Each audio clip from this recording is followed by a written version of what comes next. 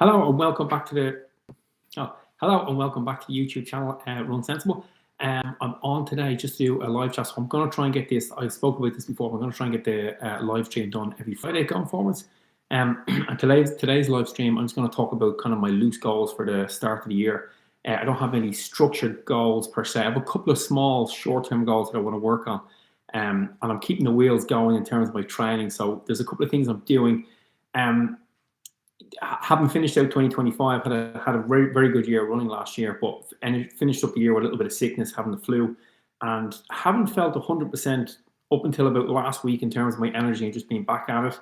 And then because it was almost 3 weeks where I didn't do a huge amount of exercise at all, I'm kind of feeling sluggish at the start of the year. I usually would have done a good bit more running. We're only 10 days into the new year, but I would have usually done a little bit more running than I have done. But I don't mind this year. Like I said, I had a really good year last year, and I'm planning to have another pretty good year this year. So I don't mind kind of taking the first 2 to 3 weeks of this year, just kind of take the foot off the gas and let my body recover, because it's going to be a long year. I do have the Raheny 5 mile coming up at the end of this month, so the end of January. And the last 2 years when I did that race, I just planned to run it at the pace that I planned to run the marathon at. So this year, I think I should be able to do that, no problem. I'll actually try and run it a little bit faster. So I do have that as a short-term goal. I don't have any pressure on. I'm not trying to break any goals or hit any records with it. But it's just a good little way for me to keep focused, kind of keep the training going. I did think if I didn't have that, I'd probably really have to foot off the gas a bit more. So I am doing a little bit of running, and it's in the back of my mind. Today is Friday. I was supposed to run today, but I just didn't get a chance today. I've been really busy. The year has started off with me changing my clinical practice. So I used to work out of Swords, and now I'm working in Kilbarrack and Dublin. So I've literally just changed this week, and I'm kind of getting my feet settled on the ground in the new clinic.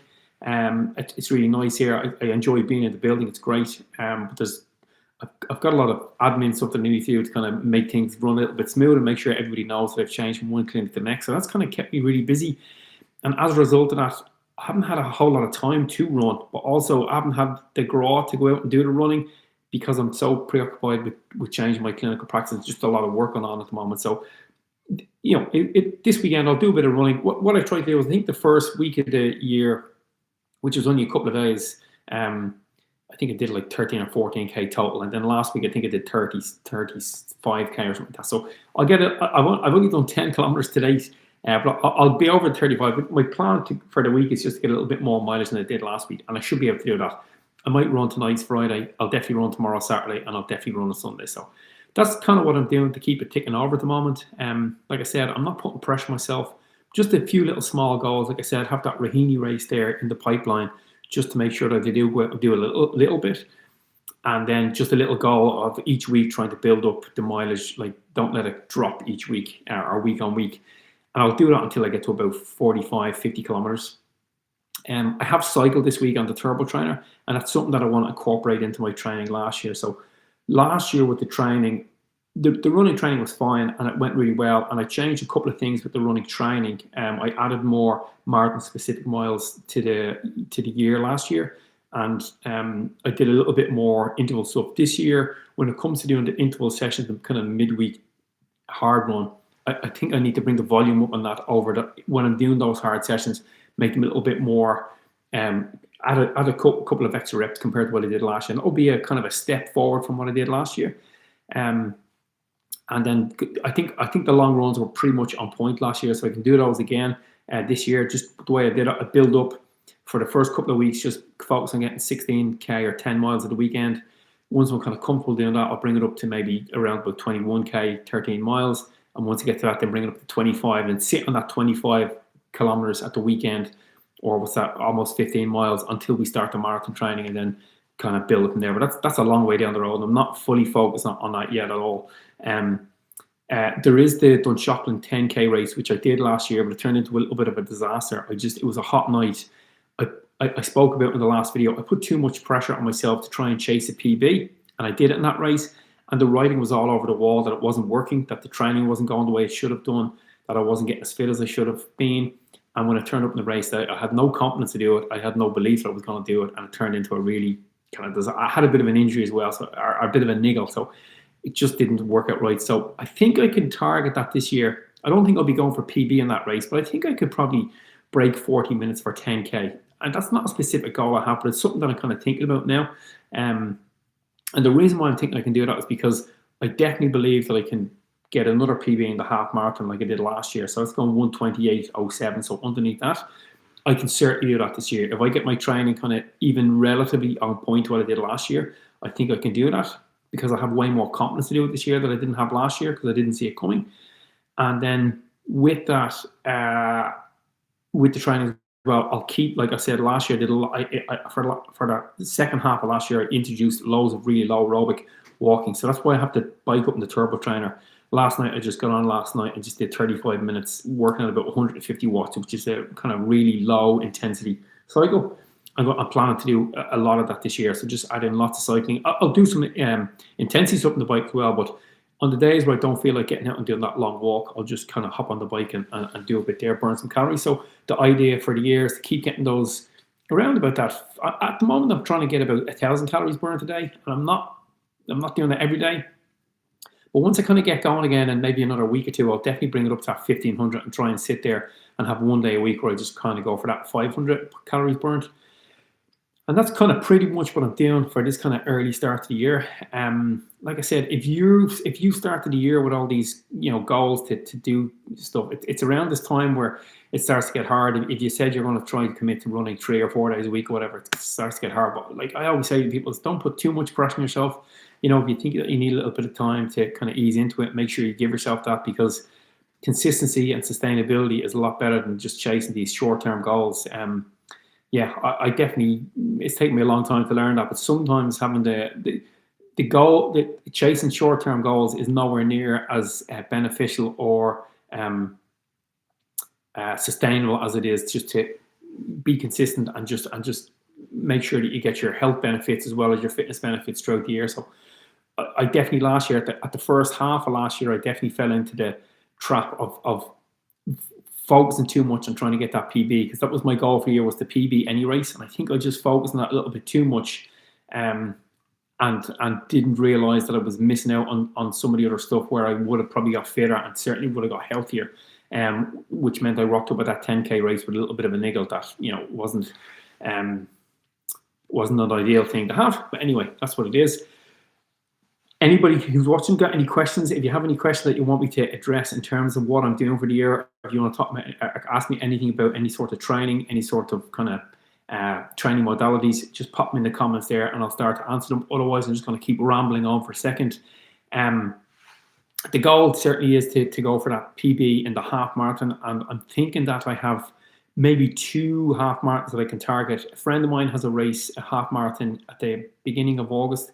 That's in a Thai, so I can get into that for sure. And it's a pretty flat course. I spoke to him. I think it's maybe a little bit flatter than the Dublin half marathon, the one in the race series, which is the one I did last year that I got the PB. But I'm also going to register for that race as well. So they're the 2 that I'm looking at. I'd love to do both, because I think if I got myself pretty fit like I did last year, I definitely could go for it in both. And there's probably a month between the 2 races. There might be 5 weeks between the 2 races. Could be perfect. And again, I haven't decided yet what it is I'm going to do for the marathon this year. But if I am going to kind of go for a PB in the marathon, that would be a great springboard. So getting myself in really good shape for the August half, and then the September half will be like in the middle of marathon training. So it could work out really, really well. I haven't looked at the specific dates yet, but I know I'm pretty close in terms of what I'm thinking they are. So that's what I'm going to try and work towards. And they're going to be the goals. There are a couple of other things I want to do. I want to do kind of a longer kind of. I'd love to do a run trek over a couple of days. I'd love to do an ultra, or at least get an ultra kind of in the pipeline. And I certainly want to do 1 or 2 cycling events this year as well, which again is one of the reasons why I have the bike up in the turbo. I found last year that doing the cross training and doing the really low intensity aerobic exercise was just, it brought my fitness on by, I knew it would help. I knew it would definitely help. And I tell people to do it all the time, but I never really invested in it the way I did last year. So I knew that it was definitely going to be a benefit to do low intensity exercise. Now, when I say that, I was doing my run training. I was doing like the hard interval during the week. I was doing a little bit of tempo stuff. I was doing the long runs at the weekend. They were always over 25 kilometers. I built up to running 35, 36 kilometers. So it wasn't that the low intensity stuff was just doing it on its own. I pretty much took the marathon training that I did in 2024. I repeated it in 2025, but I added a little bit of volume, a little bit more intensity to it. And then while doing that, I incorporated this massive amount of really low aerobic exercise where it was mainly walking I was doing. And that made a huge benefit. Like it was, I can't even begin to explain the difference it made. I knew it would make a little bit, but I was shocked at how much it made a difference, to the point where, like I said, I've kind of 6'8" now. I got to that half marathon in the Phoenix Park in the race series, kind of just went out thinking, I'll try and break 1 hour 30. I was pretty confident I would go sub 130. I start running at a pace that was, it was 410, a little under 410 per kilometer, thinking I'm going to slow down. I'll hold it here because it feels comfortable, but eventually I'm going to have to slow down. And because I was doing so much low aerobic work, I never slowed down. And actually the last 2 kilometers were the fastest too. I finished that race really strong. I finished it really fast. And I just couldn't believe, I think the last 2 kilometers were in around about, I think they were both under 4 minutes per kilometer. So that was an absolute result of having done the really low intensity, added the really low intensity aerobic training. I hadn't done anything much different with my run training to warrant getting such a good run on the day, such a good time in the half marathon. So it's definitely something that I really need to focus on and factor in this year. And it's something I can do. Like in this new clinic, I'm a little bit closer to home, so that kind of frees up a little bit of time. Not much, but yeah, there's definitely stuff I can do where I can kind of add to what I was doing last year and not have a major impact on my life. One of the things I liked doing last year was I did a lot of times where I went out at about 10 o'clock at night and just did half an hour walk around my housing estate. And stuff like that I think just really helped, because it just helps you get that average active calorie burn up. And therefore, when it comes to race day, your body's so used to taking calories in your body, burning them and using them as energy, that it makes the performance of the day much easier to perform at a higher level than it would had you not have done that low intensity stuff. So it's definitely something I'm going to keep on top of for this year.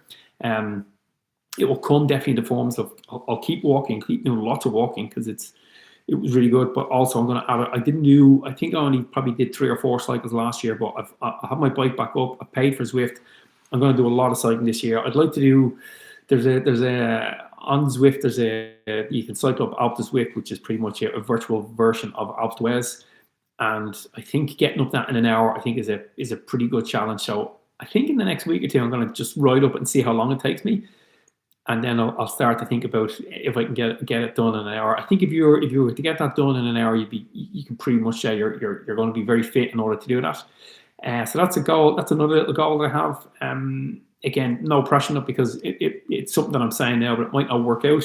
But yeah, definitely on rainy days, I think the bike will be a good option, because there was a day there a couple of days ago where I had planned to go for like an hour walk, and it was just lashing rain. It was really cold and really rainy. I just thought, I'm not going out and walking that. And I didn't have to bike up in the turbo trainer. I was like, oh, I should have just done it. And then 2 days later, I came in again. The plan was to go out and do a long walk, and it was raining. So I said, right, I'll take that as the opportunity.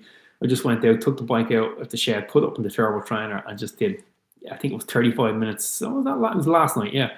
There was another day going, because like I said, I'm in this new clinic. I'm trying to get everything under one umbrella with my new practice. Everything is, the whole Run Sensible thing is going to come together now with my work, which I'm an osteopath, coaching, YouTube, podcast. I'll try and get it all under one umbrella and just use it as a marketing tool for myself going forward for my business. So like I said, that's just kept me really busy. But yeah, that's the plan for the year is to work on that bike, get the walking going, and now slowly start to develop that running and start to think about a few little races. Yeah, like I said, that Raheny. There's another thing I'd like to do is just pop off a park run where I go sub 20. I don't think I'd do it now. I think if you held a gun to my head, I probably could do it. But if I have a couple of attempts of getting in around that, then I should be able to comfortably go into that. Start to add a little bit of speed training to my midweek workouts, bring the fitness on, and then it all should start to come together and get good fitness out of it. So that's pretty much it. That's pretty much what I'm doing. Yeah, if you have any questions about anything, if you're interested in coaching, or if you want to just hit me out about any sort of question you have in terms of running fitness or health fitness or any back pain or like that, you can always email. My email is runsensible@gmail.com. I'm on here. I'll be on this, be live every Friday now going forward and try and build up a little bit of an audience. Anybody, if you have any questions during the week, you can always jump into this live chat. I'll be on a Friday and put the question in there, and I'll talk about it on camera to help anybody out. If anybody needs any help with run training, I'm the coach for Portmarnock Run Club. So I've been coaching people for years. I've been running. I did my first marathon 25 years ago, which I only realized the other day when I was out running. It was like, God, I've been doing it that long. So if you need any help with anything, just hit me up anytime. I'm always happy to help people out. That's pretty much it for this video. I'm going to wrap it up because I have one more patient to see before I head into the weekend. So enjoy the running, guys. I will be back on. I'll do a bit of running during the week. I have 2 videos recorded that I'm going to edit and put up, and one of them is about the 3 mistakes I made as a runner after the age of 40. So I was doing these things before I turned 40, and then I was training in my early 40s, and I kept doing these things, and then I came to realize that they were actually kind of holding me back. So I have a video about them, and that will be the next video up on this channel. And then I'll be back on again next Friday. Anyway, thank you all for watching. There's a couple of people on. You know what to do between now and the next time I want is run far, run fast, and most of all, run sensible.